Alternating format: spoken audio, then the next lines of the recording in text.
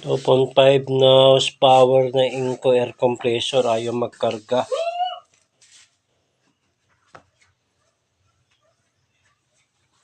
Kaya ngayon bubuksan natin ito. Bubuksan natin ito guys, para makita natin kung yung pasukan ng hangin.